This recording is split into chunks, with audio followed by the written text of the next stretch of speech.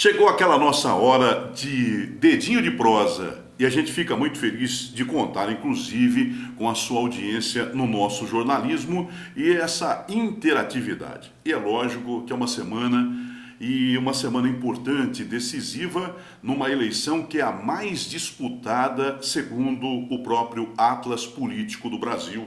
É a eleição mais disputada dos últimos anos. E a gente tem que tentar compreender isso com base nos números, no trabalho de pesquisa. Não é a pesquisa que vai determinar o voto, mas ela determina a temperatura política de momento.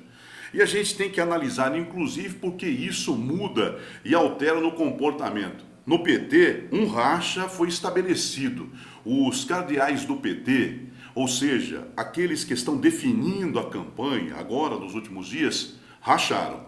Uma parte dos cardeais, ou seja, dos grandes nomes, as cabeças pensantes do PT, uma parte quer mais Haddad e menos Lula, a outra não, tem que seguir na cartilha de defesa do Lula. Mas essa cartilha de Lula estaria tirando votos, segundo essa própria ala petista. Por outro lado, nós temos que entender então esses números, como Haddad saiu de 4% na pesquisa e foi até o seu teto e não passa disso, dos 20%.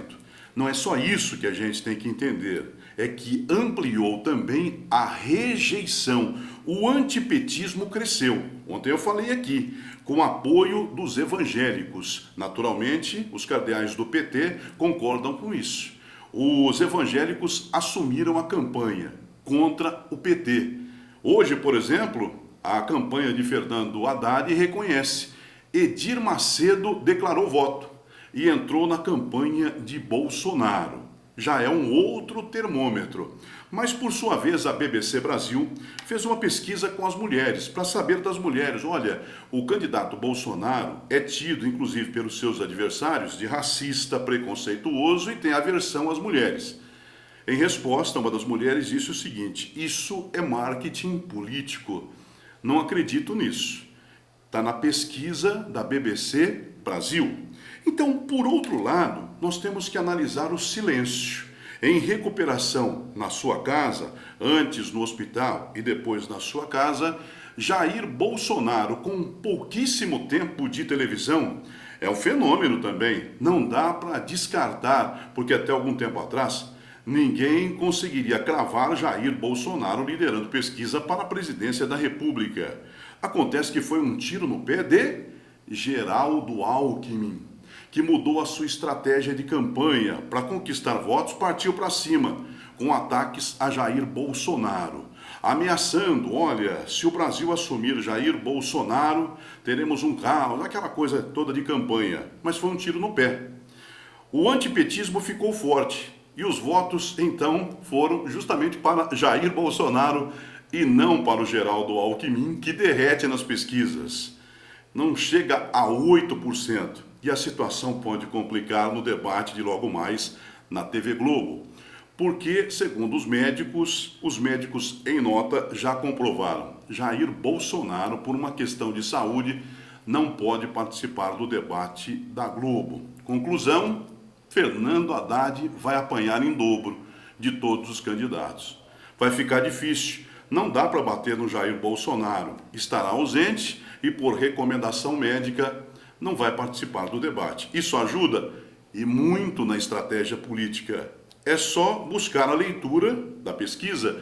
Um mês sem a campanha nas ruas. Um mês apenas nas redes sociais. E se ele ficar quietinho, vai ampliar ainda mais os seus votos. Pelo menos quem identifica isso é quem está trabalhando nas pesquisas. Renato Araújo escreveu o seguinte: ladrão julgando ladrão, 500 anos de corrupção. Ainda não consigo entender no nosso país como um presidiário consegue comandar da cadeia uma eleição presidencial. Vai ser difícil explicar para as futuras gerações, mas teremos a possibilidade também de explicar tudo isso através dos números. Uma semana importante e decisiva. E olha que ainda a eleição para presidente pode ser definida no primeiro turno. é que está ampliando cada vez mais a rejeição ao PT e ao poste chamado Fernando Haddad, escolhido pelo presidiário Luiz Inácio Lula da Silva. Obrigado e até amanhã.